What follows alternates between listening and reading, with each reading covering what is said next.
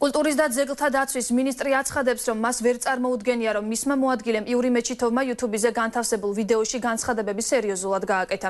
ჟურნალისტებთან შეხვედრისას გურამ მოდიშარიამ განაცხადა, რომ მას არ უნახავს YouTube-ზე განთავსებული ვიდეო, სადაც მისი მოადგილე იური მეჩითოვი აცხადებს, რომ ქართველებმა რუსეთის სადღეგრძელო ყოველდღე უნდა შესვან, ხოლო აჭარა, რომ საქართველოს ნაწილია რუსეთის დამსახურება.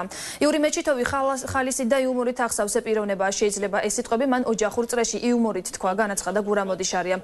მინისტრმა განმარტა, რომ მან მოადგილეები პროფესიული უნარჩვევების და გამოცდილების მიხედვით შეარჩია. როდესაც ვეძებდით თუ როგორი გუნდი უნდა შეგვეკრა, მან ჩვენ აუცილებლად მოვიაზრებდით ისეთ ადამიანებს, ისეთ კოლეგებს ჩვენსას, რომელსაც ამ განხრით აქვს გამოცდილება, ანუ ნამუშევარი არიან სტრატეგიაზე კულტურის და კულტურის პოლიტიკაზე. სიმართლე გითხრათ, არ ვინახავს, მაგრამ თვითონ მე იურის ვიცნობ, რომ ის არის ლაღი, თავისუფალი კაცი და მას აქვს თავისი იუმორი.